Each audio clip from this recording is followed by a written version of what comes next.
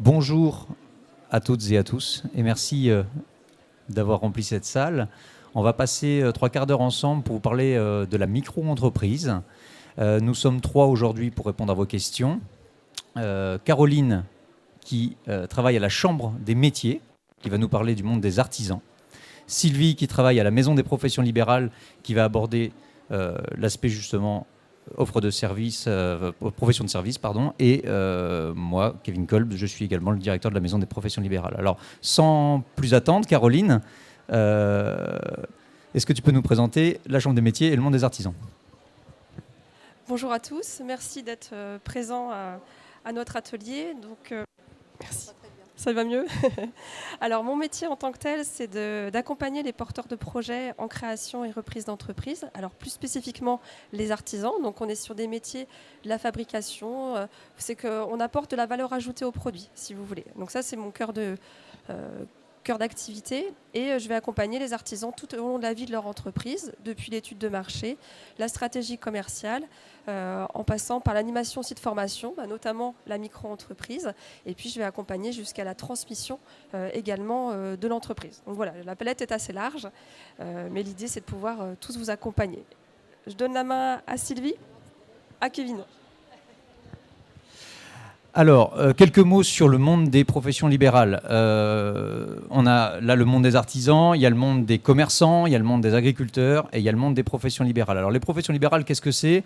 Ce sont toutes les professions qui sont intellectuelles, techniques ou de soins. D'accord ?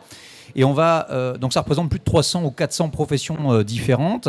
Je ne vais pas les énumérer ici, mais on les classe en plusieurs catégories.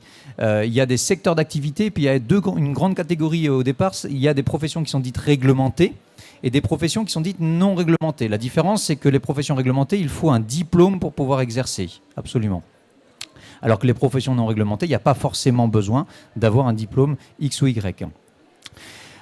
Aujourd'hui, on parle de la micro-entreprise, donc on va essentiellement parler des professions non réglementées, avec une seule exception, c'est la profession des architectes, qui est la seule profession réglementée qui peut être exercée sous le régime micro-entrepreneur.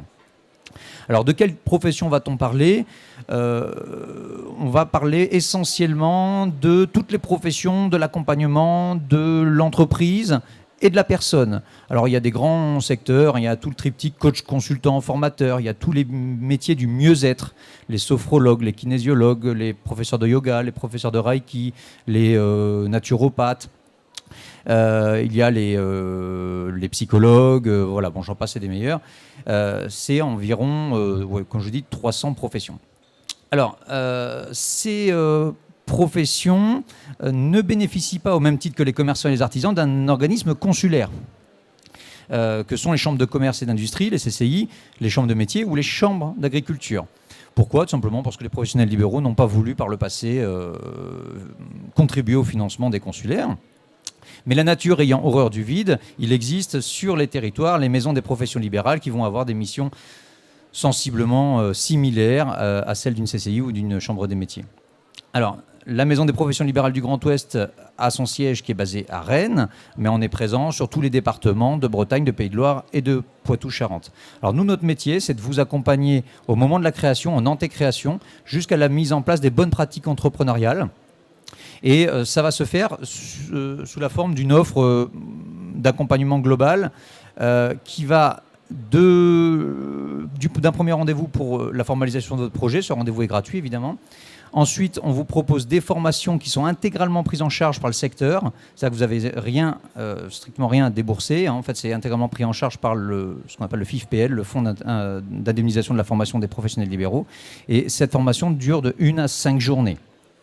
À l'issue de ce parcours-là, on va vous proposer un rendez-vous de diagnostic pour regarder ce qui reste à travailler, parce que ça dépend de chaque personne, et vous proposer là un certain nombre de rendez-vous individuels qui, eux sont payants naturellement, pour continuer à travailler, là, votre prévisionnel, là, confirmer un choix d'option fiscale, là, mettre en place vos réseaux sociaux, là, mettre en place votre stratégie commerciale ou de communication. Et une fois que vous êtes immatriculé quelque part, on va jusque donc à l'aide à l'immatriculation. Vous savez que depuis le début de l'année, il y a un nouveau processus qui a été mis en place avec le guichet unique sur le site de l'INPI, qui ne simplifie pas les choses, disons-le, mais qui forcément, c'est cette pipe qui ont été fusionnées en un, donc c'est un petit peu plus complexe. Donc là, il est nécessaire des fois d'avoir un certain accompagnement au moment de la saisie, parce qu'on peut rapidement faire des erreurs. Une fois que l'entreprise est immatriculée, on va continuer à vous accompagner sur la mise en place des bonnes pratiques, parce que ce n'est pas parce qu'on a fait 3-4 jours de formation en antécréation qu'on devient un chef d'entreprise. Et nous, notre métier, c'est de faire en sorte que vous soyez des chefs d'entreprise, quelle que soit la nature de votre projet, que ce soit un projet à temps plein ou que ce soit un projet en cumul d'activités, emploi salarié par exemple. Vous créez une entreprise, on va en parler,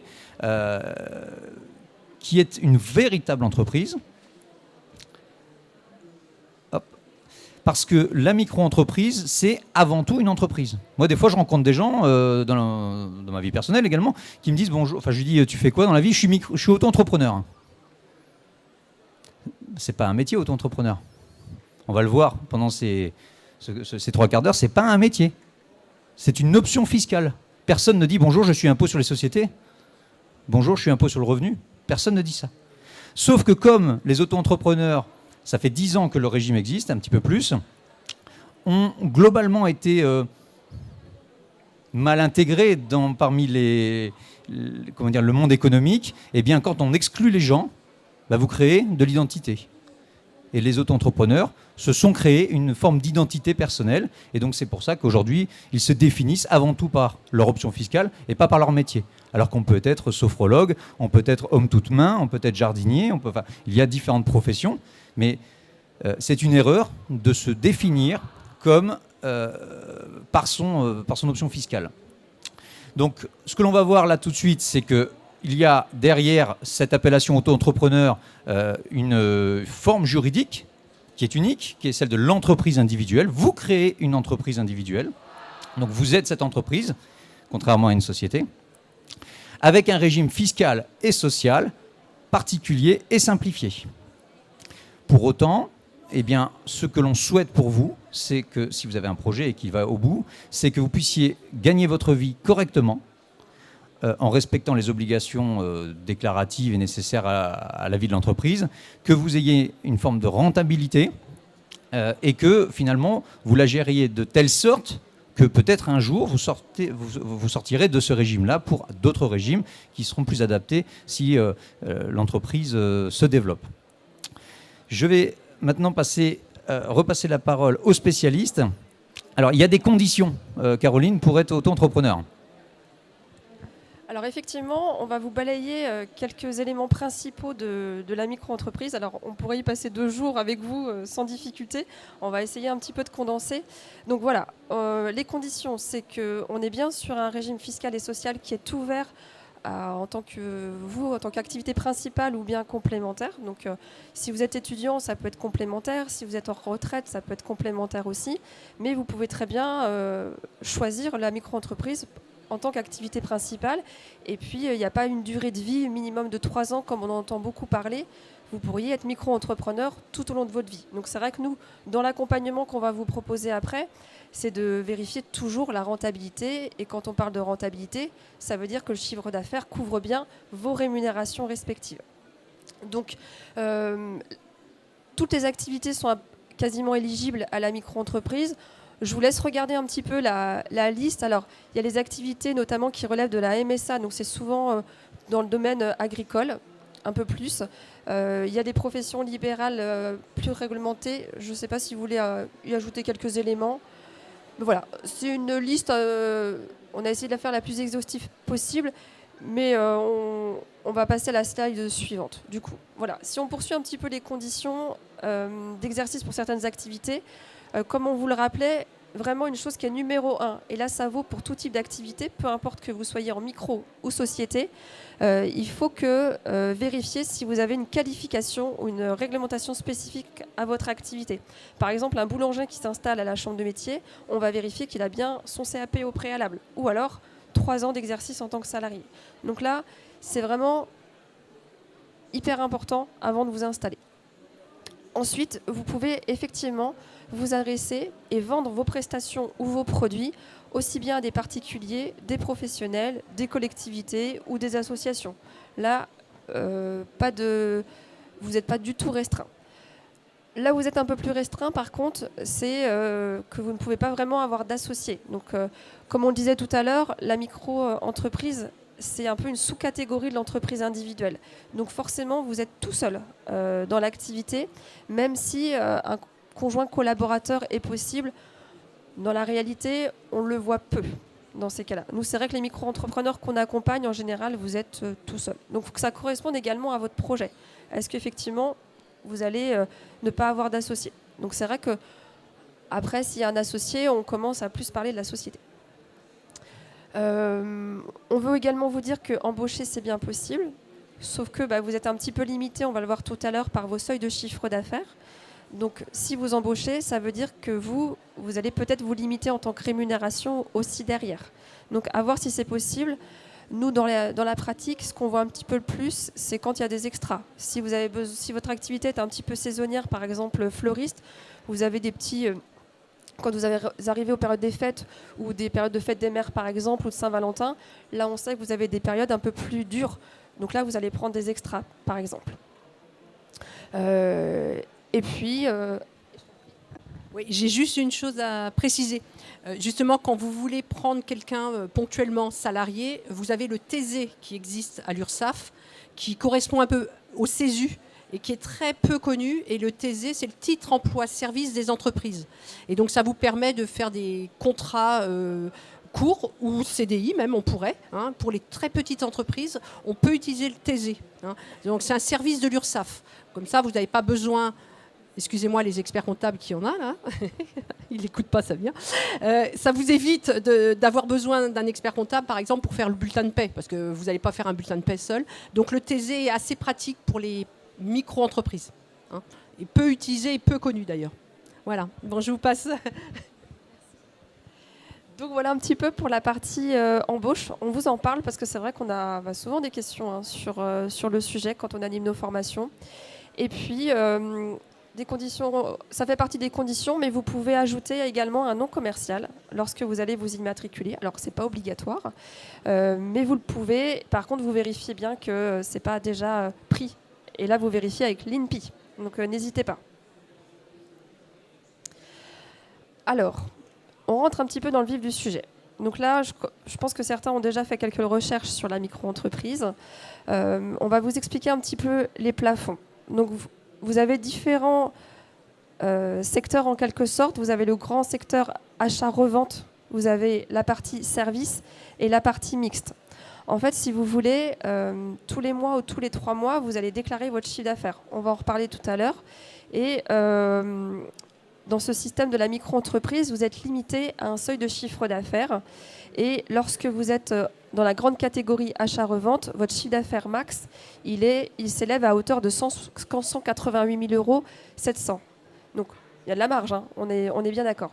Si on regarde la partie service ou prestation de service, par exemple, une esthéticienne, elle va rentrer dans la catégorie service, elle va faire de la prestation. Donc, toute la manipulation, les épilations vont rentrer dans cette catégorie-là. Eh bien, elle va être limitée à un chiffre d'affaires maximum de 77 700. Si notre esthéticienne, elle fait à la fois la prestation de service et de l'achat-revente, elle va rentrer dans la grande catégorie mixte. Donc ça veut dire que ces prestations de service type épilation vont rentrer en chiffre d'affaires service, donc elle sera limitée à 77 000 euros.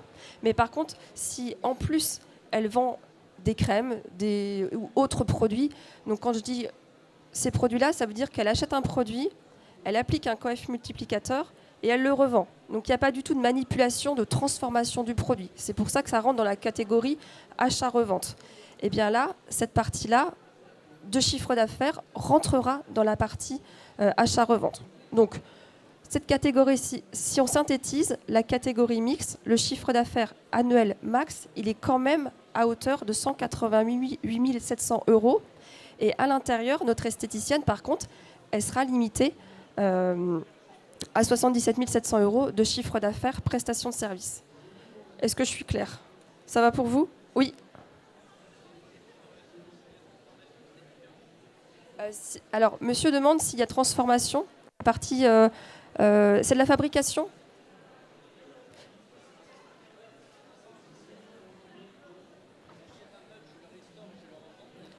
Alors, vous serez dans la catégorie achat-revente. Ce qu'on n'a pas indiqué, c'est que vous avez aussi fabrication. Donc, vous serez dans la grande catégorie 188 700 €. Donc, vous êtes tranquille.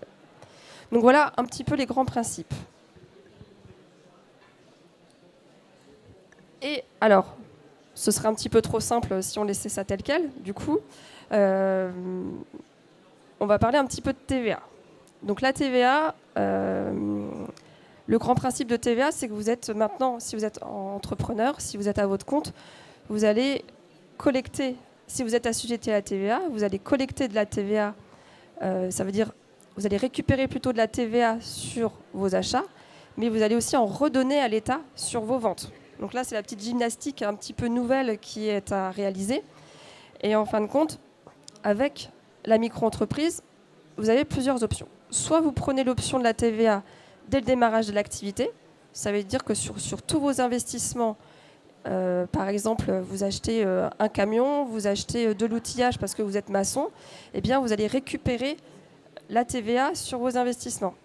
Par contre, la contrepartie, c'est que vous, en tant que collecteur, sur toutes vos prestats que vous allez faire, vous construisez un mur où vous allez redonner de la TVA à l'État. Donc, c'est d'un côté, vous récupérez et d'un côté, vous redonnez. Donc cette option, vous pourriez tout à fait la prendre dès le démarrage. Et donc là, ça peut être intéressant, si vous êtes du bâtiment par exemple, et si vous avez beaucoup d'investissements en démarrage, de pouvoir récupérer la TVA dès le début. Ça peut, hein, c'est pas obligatoire. Et puis, Oui, on peut rappeler que c'est pas vous qui payez la TVA, hein, c'est le client. Des fois, on entend je paye la TVA, je suis à la TVA. Enfin oui, vous êtes sous le régime de la TVA, mais c'est pas vous qui la payez, c'est le client. D'où l'intérêt de prévoir finalement vos prestations hors taxes dans votre tête et d'appliquer après le coefficient de 1,20 ou un autre taux si vous êtes concerné. Mais c'est toujours le client qui paye la TVA. Et effectivement, du coup, je rebondis sur ce que tu dis, c'est que dans notre accompagnement, on va vous faire travailler les prix directement comme si vous aviez la TVA. Il faut que vous fixiez vos vrais prix dès le début parce que vous ne savez pas exactement, soit vous prenez la TVA dès le début, donc c'est bon, vous avez vos vrais prix, mais si jamais vous ne prenez pas la TVA dès le début, mais que vous attendez les premiers seuils de chiffre d'affaires, là, vous allez passer directement à la TVA et il ne faudrait pas perdre vos clients. Parce que si vous devez ajouter 20% sur vos prix, il y a peut-être des clients qui vont vous dire « non, moi, votre prestation elle est trop chère pour moi, ça ne m'intéresse plus, je vais retrouver un autre prestataire dans ces cas-là. » Donc, vigilance vraiment sur vos prix de vente, il faut vraiment bien les fixer dès le démarrage. Et si vous ne prenez pas l'option TVA, ça veut dire que pour la prestation de service, tant que vous ne franchissez pas les 36 800 €, vous êtes non assujetti à la TVA. Et pour l'achat-revente, production, fabrication, du coup ça rejoint ce que disait monsieur, eh bien là vous êtes limité à 91 900. Est-ce que ça va ?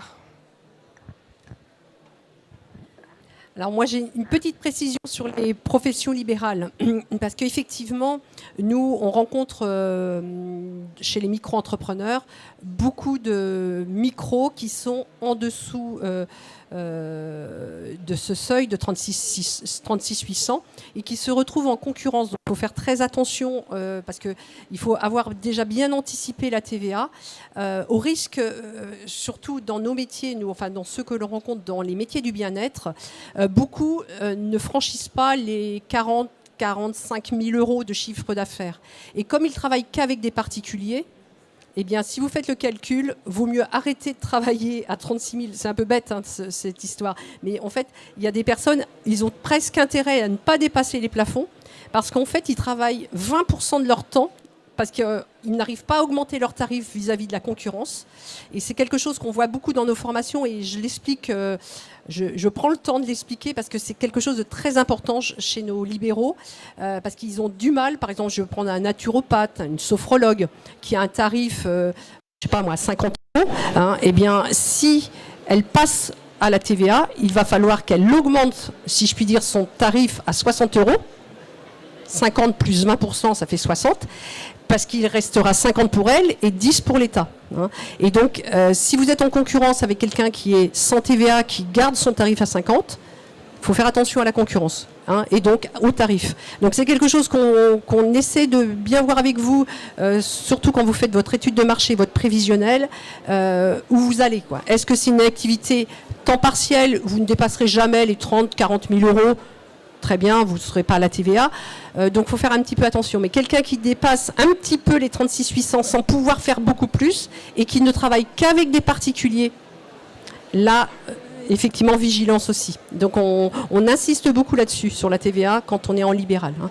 Et il faut savoir aussi qu'il y a des métiers qui sont carrément hors champ de TVA et qui ne seront jamais soumis à cette règle de franchise de TVA. Chez les libéraux, il y a beaucoup de métiers qui sont hors champ de TVA. Alors, on a tous les métiers qui, malheureusement, ne pourront pas être auto-entrepreneurs, mais tous les métiers de santé, les médecins, chirurgiens dentistes, kinés, etc., qui sont hors champ de TVA, mais qui, eux, ne peuvent pas être micro-entrepreneurs. En revanche, on a quelques micro-entrepreneurs qui seront jamais soumis à TVA, et je vais les citer s'il y en a parmi vous, les diététiciens, les psychologues, je crois que j'en oublie pas, je crois que c'est tout. Donc en fait, tout ce qui commence par psy, ergothérapeute, donc ils peuvent être micro-entrepreneurs, mais ils ne seront jamais à la TVA, quel que soit leur chiffre d'affaires, parce qu'ils sont hors champ de TVA. Hein, d'accord, c'est une règle sur laquelle je voulais revenir. Donc maintenant, on va parler de la protection sociale du micro-entrepreneur. Donc le micro-entrepreneur est dans la catégorie des travailleurs non salariés. Donc on appelle ça les TNS, travailleurs non salariés. Vous ne ferez pas de bulletin de paie. Hein, vous aurez votre rémunération en fonction de ce qui reste sur le compte bancaire, pour faire simple. C'est-à-dire, une fois que vous avez payé vos charges sociales et toutes vos dépenses, qu'est-ce qui reste pour vivre? Donc c'est votre rémunération. On ne parle pas de salaire, on ne parle de paie. J'aime pas utiliser le terme de salaire dans ces cas-là, parce que vous n'aurez pas de bulletin de paie. Hein. Donc on se prélève en fonction de ce qui reste sur le compte. Et voilà. Donc vous allez cotiser donc à l'URSSAF, à l'Union de recouvrement de la sécurité sociale et des allocations familiales. Donc ça veut dire que vous allez donc dépendre sur la branche maladie de la CPAM, la branche famille, les allocations familiales, la CAF, la capacité, hop là. La caisse d'allocation familiale, des formations professionnelles, voilà. Et puis donc la retraite, la CARSAT, qui est la caisse de retraite des indépendants. Hein. Donc vous allez tous, il n'y a plus ce qu'on appelait autrefois le RSI pour ceux qui ont connu, ça n'existe plus. Donc c'est la CPAM, donc pour le remboursement Sécu, la CAF pour vos allocations familiales et la CARSAT pour la retraite. D'accord ? Pour vous aussi, c'est pareil. Maintenant, il n'y a plus d'autres caisses. Donc, c'est les trois partenaires. Hein, et donc, l'URSSAF collecte et redistribue à ces trois branches. Donc, chaque mois ou chaque trimestre, parce que vous aurez la possibilité de faire vos déclarations en mensuel ou en trimestriel. Et c'est là la grosse différence avec l'entreprise individuelle qu'on peut appeler de droit commun ou classique, où vous allez payer des cotisations sur un échéancier qui est régularisé à la fin de la deuxième année. Donc ça veut dire qu'il y a toujours un décalage de charges sociales pour ces gens-là.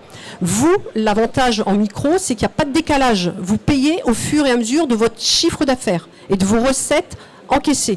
Donc pas de chiffre, pas de cotisation. Donc c'est ça le gros avantage par rapport aux autres indépendants, puisque les indépendants, si moi je parle par exemple des kinés, des médecins qui ne peuvent pas être micro-entrepreneurs, ils payent des charges sociales sur un échéancier et c'est régularisé quand leurs bénéfices sont connus en mai de l'année qui suit. Donc ils ont toujours des décalages et des rappels de charges importants. Alors que vous, pas de rappel de charges puisque vous payerez au fur et à mesure. Hein, soit en mensuel, soit en trimestriel en fonction du choix que vous aurez fait. Tout se fait sur un site unique qui s'appelle auto-entrepreneur.ursaf.fr, qui est le site pour tous les micro-entrepreneurs, qui est donc ce site qu'il faut garder en tête. Hein, vous le mettez dans vos favoris et vous irez tous les mois déclarer vos recettes. Donc c'est collecté par l'URSSAF, comme je vous disais, et ensuite c'est redistribué sur les trois branches, famille, maladie et retraite. Et c'est toujours basé sur votre chiffre d'affaires. Et c'est pour ça que, on pourra le voir ensemble plus tard, mais vous êtes soumis, vos charges sociales sont calculées sur le chiffre d'affaires que vous réalisez. Donc quand on a beaucoup de dépenses, le régime micro n'est pas forcément le plus favorable pour vous. Donc attention aussi au montant de vos dépenses. Donc voilà, la protection sociale en micro-entrepreneur, donc comme je vous le disais, pas de cotisation s'il n'y a pas de chiffre d'affaires. Voilà, c'est assez simple. Il n'y a pas de rattrapage, contrairement à une entreprise individuelle de droit commun, puisque vous allez payer au fur et à mesure. Et il y a juste une obligation, voilà, c'est même si vous avez 0 de chiffre d'affaires, il faut déclarer. Vous déclarez 0, vous paierez 0, mais il faut le déclarer. C'est une contrainte, mais une fois qu'on est habitué, on le fait. Et puis en plus, ne craignez rien, l'URSSAF vous envoie un mail pour vous rappeler qu'il faut faire votre déclaration. Donc non, vous n'avez pas de raison d'oublier. Donc en fonction de votre situation, voilà les cotisations que vous allez payer. Alors, il y a une notion d'ACRE. ACRE, c'est l'aide à la création, à la reprise d'entreprise. L'URSSAF vous fait un abattement de vos cotisations de pratiquement de moitié, puisque vous n'allez pas payer des cotisations à taux plein la première année, à condition de rentrer dans des critères d'éligibilité. Il y en a à peu près une dizaine. Donc ils sont pas notés là sur notre support, mais sachez que tout le monde n'a pas droit à l'ACRE. Il faut être soit demandeur d'emploi indemnisé, soit être demandeur d'emploi inscrit depuis plus de 6 mois, 18 derniers mois, soit vous êtes en situation, vous êtes au RSA, soit vous avez le prépare. Enfin bon, il y a une dizaine de conditions, handicap, moins de 30 ans, enfin bon, il y a pas mal de moins de 25 ans. Les jeunes de moins de 25 ans ont le droit à l'ACRE automatiquement. Comment ? Non, il n'y a pas de conditions pour les retraités. Alors le problème des retraités, si je puis dire, c'est que vous allez cotiser sans bénéficier quelque part, parce que voilà, vous allez cotiser au même titre que les autres, mais à taux plein, parce qu'il n'y a pas de conditions. Sauf si vous êtes dans une des autres conditions, puisqu'il en existe, je dirais, une. Donc à vérifier les conditions. Donc si vous êtes sur commerçant, vente ou fabrication, vous allez avoir un taux qui sera réduit à 6,20 pendant 4 trimestres. Alors, c'est pas pendant un an, c'est 4 trimestres civils. Donc, il y a une notion aussi, attention au moment où vous créez votre entreprise, parce que si vous créez votre entreprise en toute fin d'un trimestre, vous avez grillé un trimestre civil. Donc ça, on pourra vous réexpliquer ça en détail. Donc il y a toujours une petite notion dans votre création d'entreprise. Vaut mieux créer votre entreprise le 2 janvier que le 25 décembre. Parce que si vous commencez votre entreprise le 25 décembre, vous allez avoir l'ACRE jusqu'au 30 septembre. Alors que si vous commencez le 2 janvier, vous allez avoir l'ACRE jusqu'au 31 décembre de l'année suivante. Enfin, de cette année, excusez-moi. Donc du coup, faites attention aussi à la date d'immatriculation. Date de début d'activité, faites attention, parce que vous pouvez perdre un trimestre d'ACRE en créant votre entreprise un petit peu trop tôt. Bon, ça c'est un petit détail, mais donc c'est 6,20 pour les ventes et fabrications, et ensuite ce sera 12,30. Pour toutes les prestations de services, c'est 10,60 et 21,20. Donc prestation de service, je ne sais pas moi, une esthéticienne par exemple, c'est tout à fait le cas. Activité libérale, c'est 10,60 et ensuite 21,10. Voilà. Donc maintenant, je vais laisser la parole à Caroline qui va vous présenter la partie plutôt fiscale et impôts. Donc, parce que c'est pas parce que vous êtes micro-entrepreneur que vous ne paierez pas d'impôts. Donc, je laisse la parole à Caroline. Merci. Alors voilà. Pour la partie... Oui, je vous en prie, madame.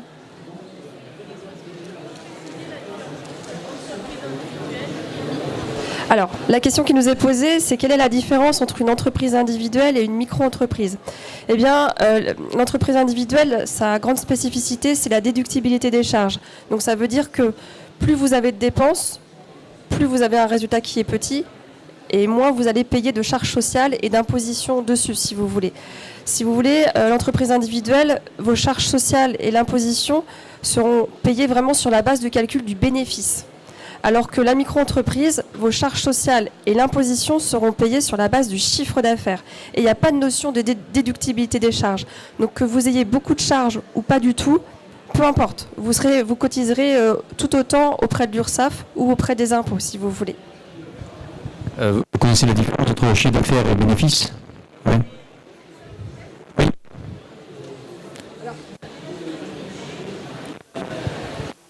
Alors, moi, je voulais juste faire une précision, excuse-moi Caroline, mais un micro-entrepreneur est une entreprise individuelle. J'insiste là-dessus parce que le statut juridique, c'est l'entreprise individuelle. Donc en fait, dans l'entreprise individuelle, soit vous êtes micro-entrepreneur jusqu'au seuil fatidique à ne pas dépasser en chiffre d'affaires, soit vous êtes entreprise individuelle. Moi, j'appelle ça de droit commun, parce que c'est comme ça que l'URSSAF l'appelle, c'est-à-dire où vous allez cotiser sur un échéancier, régulariser plus tard. Mais vous êtes une entreprise individuelle dans les deux cas. Hein. Donc, c'est la façon dont on paye les charges sociales qui diffère. Et le fait d'être en entreprise individuelle, ça vous permet de faire une comptabilité et de faire de l'optimisation fiscale et des économies d'impôts, globalement.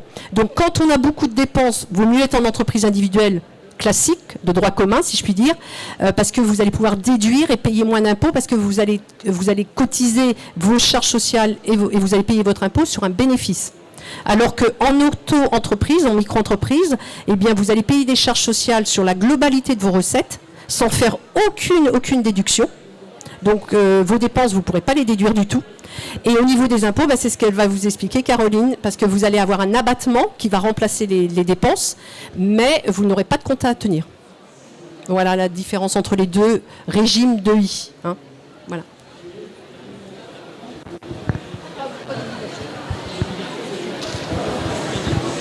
Ni dans l'un ni dans l'autre.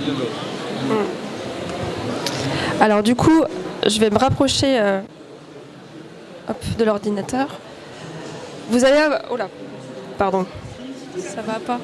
Ouais, ça va, comme ça. Alors, vous allez avoir deux possibilités pour le choix de votre imposition.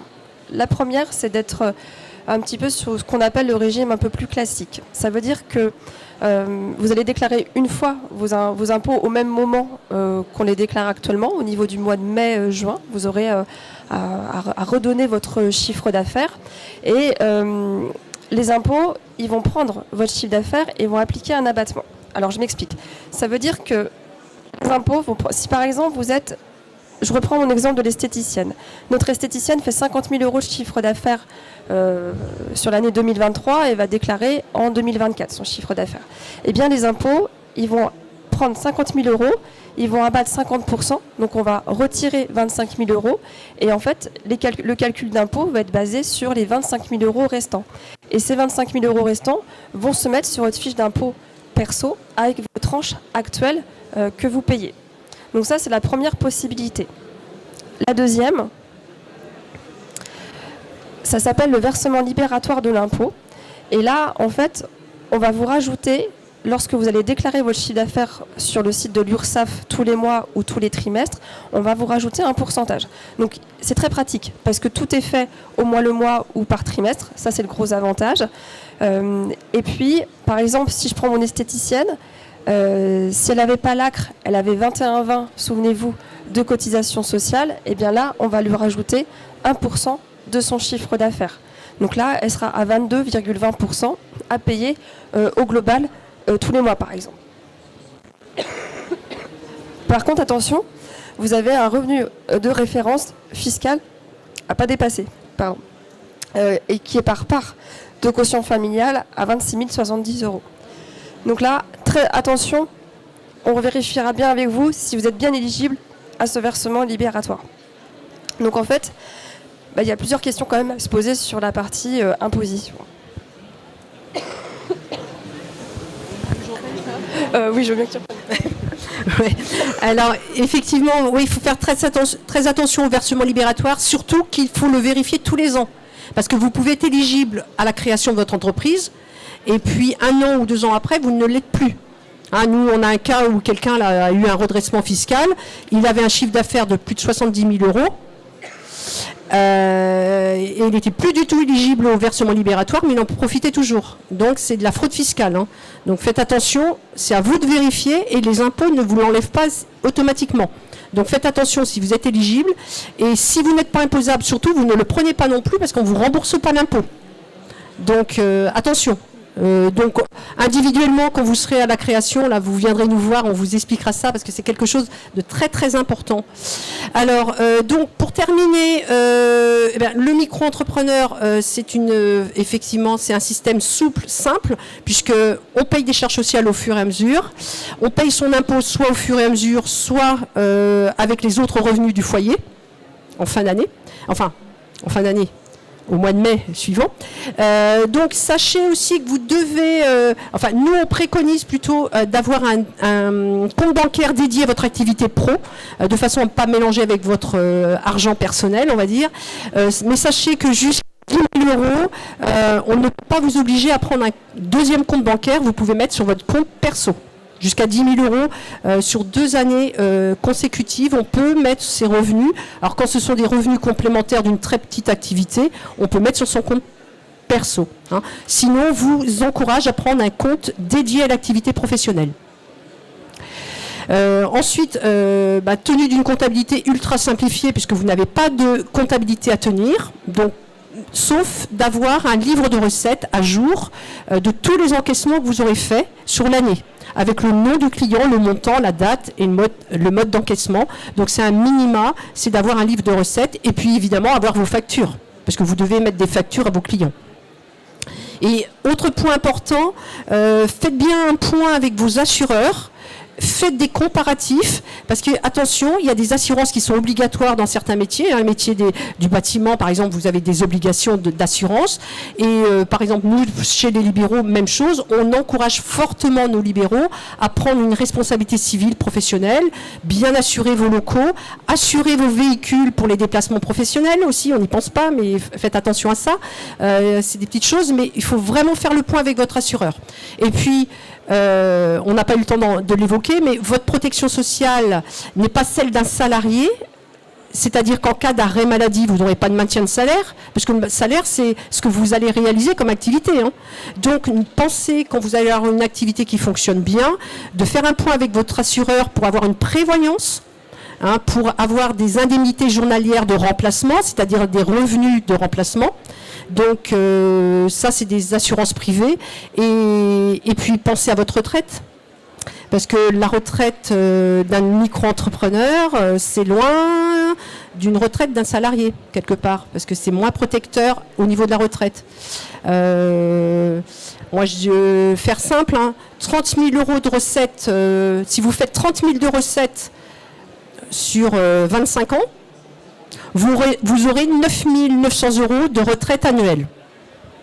J'arrête là, juste pour ne pas vous saper le moral. Donc attention, protégez, prenez des protections, prévoyance et retraite. Et vous ne cotisez pas non plus au Pôle emploi, donc vous ne cotisez pas pour le chômage.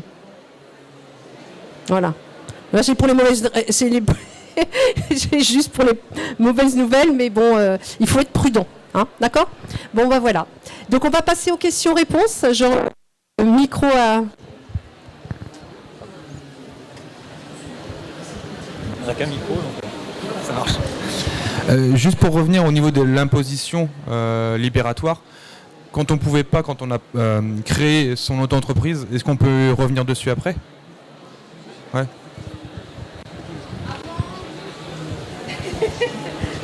On n'a qu'un micro. Ouais, l'option pour le versement libératoire s'enlève ou se remet sur le site auto-entrepreneur.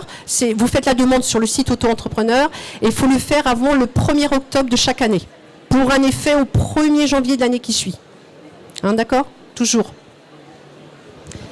Y a-t-il d'autres questions ? Alors oui, moi j'en ai une. Vous avez parlé de compte bancaire tout à l'heure. C'est obligatoire d'avoir un compte bancaire professionnel ? Alors, on synthétise du coup pour le compte bancaire. Donc, obligation d'avoir, si le chiffre d'affaires dépasse 10 000 €, d'un compte bancaire dédié à l'entreprise, mais il peut être professionnel ou bien personnel. Donc, ça veut dire que vous pouvez ouvrir un second compte perso, c'est possible, mais après, il faut voir la finalité. Vous, est-ce que votre compte perso ne sera pas un petit peu restreint pour vous, si vous avez besoin notamment d'aide de... Ouais, un TPE, si vous avez besoin d'une autorisation de découvert notamment, c'est là où vous pouvez être limité. Alors, effectivement, comme le disait Sylvie, si c'est une activité secondaire, si c'est du test, si c'est vraiment une toute petite activité, un compte dédié perso peut être très adapté. Mais si c'est une activité principale, ça vaut le coup de se poser la question et peut-être prendre un compte bancaire professionnel dans ces cas-là. Et je voulais juste ajouter, votre banquier vous donnera peut-être pas le choix, parce qu'en fait, dans les conditions des banques, certaines banques vont vous dire, vous êtes un pro, c'est un compte pro, il n'y a pas le choix. Et ça, c'est leur condition, et ça, vous n'y pourrez rien, sauf d'aller voir à la concurrence ou prendre un compte en ligne ou autre. Voilà. Mais quelquefois, les banques, dès qu'ils voient que c'est un professionnel, ils ne vont pas vous donner le choix.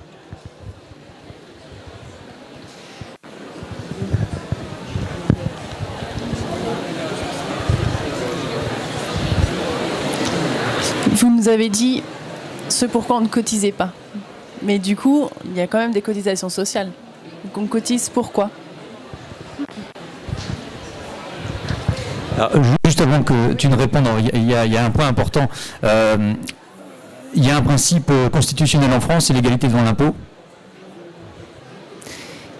Où vous soyez en France, si vous vous cassez la jambe au milieu dans une montagne ou sur une île déserte, on vient vous chercher en hélicoptère. Et ça, il faut des financements pour assurer ce modèle-là. Et le principe des cotisations sociales qui date de 1945, il est assis justement sur ce principe d'universalité de l'accès à la prestation.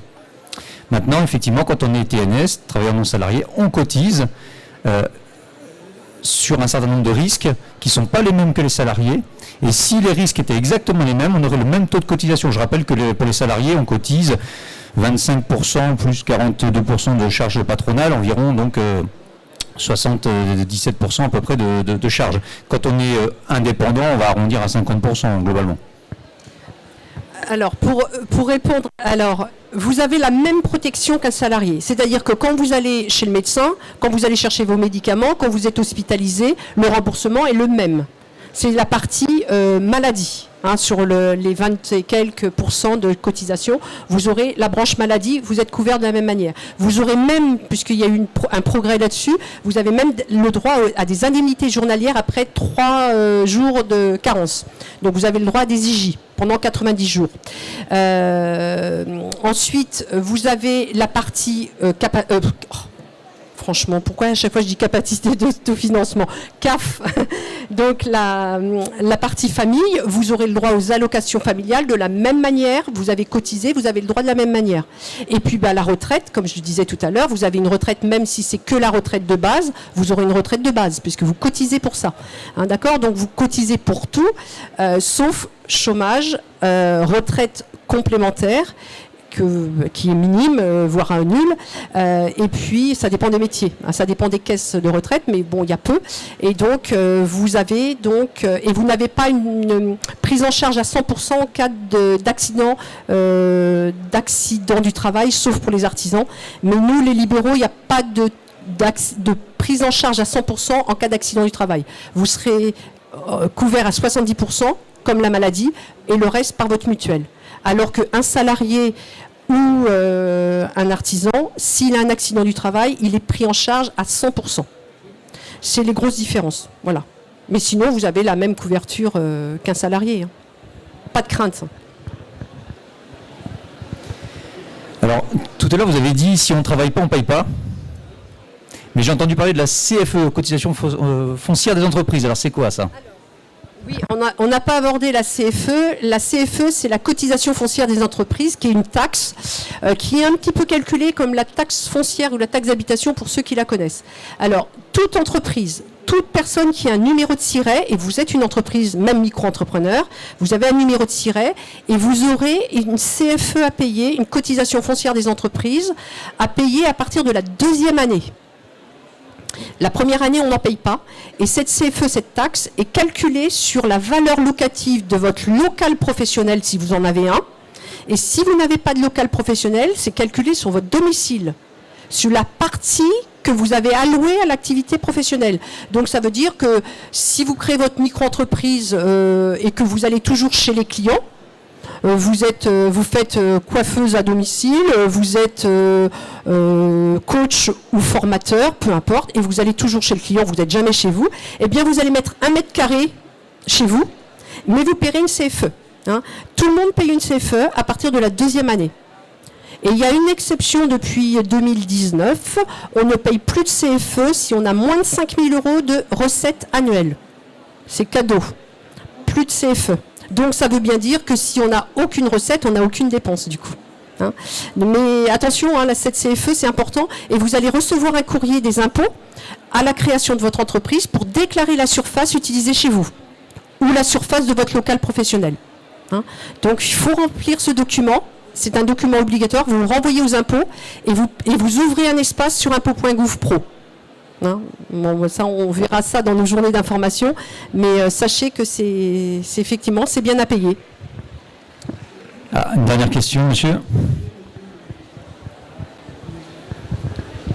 Du coup, on peut domicilier notre micro-entreprise chez nous, même si on est locataire et si on déménage ou des choses comme ça, c'est compliqué à... Avec juste monsieur demande si on peut domicilier l'activité chez soi, donc effectivement c'est bien possible, mais si vous êtes locataire, demandez bien l'autorisation de votre propriétaire. C'est plus... Vérifiez votre bail. Ouais, il faut faire attention à votre bail, hein, voir s'il n'y a pas d'interdiction. Et puis si vous êtes dans des logements sociaux, normalement il n'y a pas l'autorisation. Et puis aussi, nous, c'est vrai que dans l'artisanat, si vous faites venir de la clientèle, il faut bien préciser aussi à votre bailleur. Mais s'il n'y a pas de clientèle en général, et puis si ce n'est pas une activité alimentaire, en général, il n'y a pas de difficulté. Allez, une toute dernière question, parce que...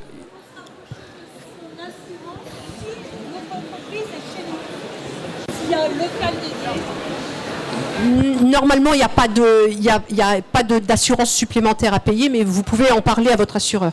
Il faut faire toujours attention si vous recevez du public chez vous ou pas, et si vous avez du matériel à assurer, etc. Ouais. Alors, on a terminé. Alors, juste une petite chose. Vous pouvez nous retrouver sur nos stands si vous avez des questions. Comme il y a un petit battement là, s'il y a des questions personnelles, vous pouvez venir nous voir, hein, en fonction si c'est du libéral ou de l'artisanat. Hein, donc, nos stands, nous, la Maison des professions libérales, on est derrière. 186, me dit-on. Et puis, pour vous, on est dans le hall d'accueil, donc n'hésitez pas à venir nous voir. Voilà. Donc, et puis, chez nous, à la MPL, on vous reçoit sur des journées d'information complètement pris en charge, donc il n'y a rien à débourser, donc vous pouvez venir chez nous aussi sur les journées d'information. Et du coup, nous, on a aussi des formations sur 2 jours pour la micro-entreprise, donc c'est assez complet, mais n'hésitez pas à venir nous voir, on vous en reparlera. En tout cas, merci à tous.